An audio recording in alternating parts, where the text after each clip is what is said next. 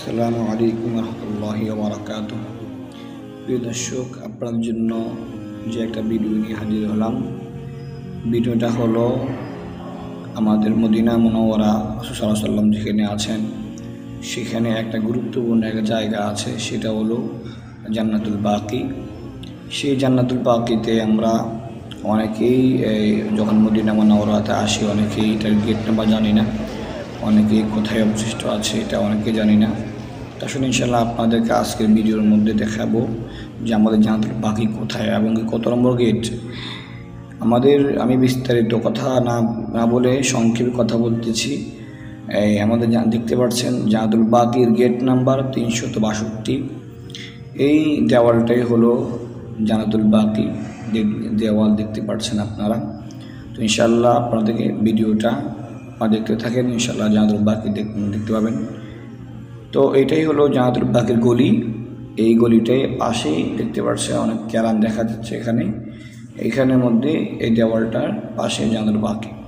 আর এইটা হলো আমাদের নবীজির রওজা মুবারাকার পাশাপাশি এবং সামনের দিকটা। এখানের মধ্যেই উম্মতে মুহাম্মদীরা সবাই নবীজির জন্য দোয়া করতেছে এবং কি নবীজির শানে নবীজির রওজা মুবারক জিয়ারত করতেছে, দুরূদ পড়তেছে। তো আসলে আমরা অনেকে জানি না জান্নাতুল বাকির কত নম্বর গেট। তো আপনাদেরকে আবারও বলে দিচ্ছি, জান্নাতুল বাকির গেট নাম্বার 362। যারা আসবেন ইনশাআল্লাহ অবশ্যই জেনে বুঝে আসবেন। তো জান্নাতুল বাকিতে মধ্যে দেখতে পাবেন একটা দেওয়াল আছে। তো দেওয়ালটার পাশে জান্নাতুল বাকির গেট নাম্বার এবং কি জান্নাতুল বাকির গেট। এখানেও উম্মতে মুহাম্মদ সবাই দোয়া করতেছে।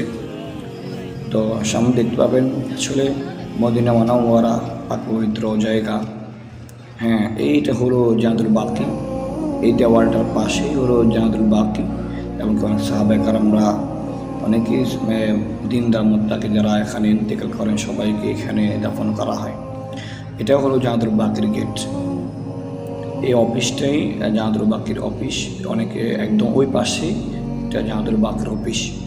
তো আমরা ইনশাআল্লাহ ভিডিওটার মধ্যে আপনাদেরকে জানা দিচ্ছি যে জান্নাতুল বাকির গেট নাম্বার কত। আপনারা অবশ্যই জেনে আসবেন ইনশাআল্লাহ।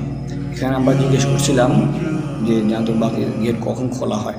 আমরা যখন ঈদের মৌসুমে গিয়েছিলাম তো আসলে আমাদেরকে তখন খুলতে দেয়নি, আমরা যেহেতু উর্দু শিখেছিলাম।